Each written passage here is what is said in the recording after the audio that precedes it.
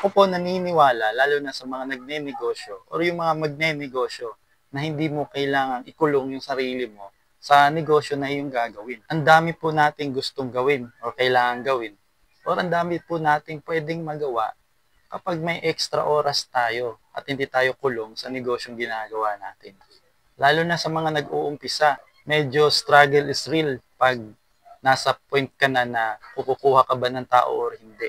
May minsan na nauunahan tayo ng takot or duda or minsan nauunahan tayo ng pagiging selfish or kuripot kasi imbis na ipasahod, pwedeng malaking tulong na rin yun sa atin kung hindi na tayo kukuha ng tauhan, di ba?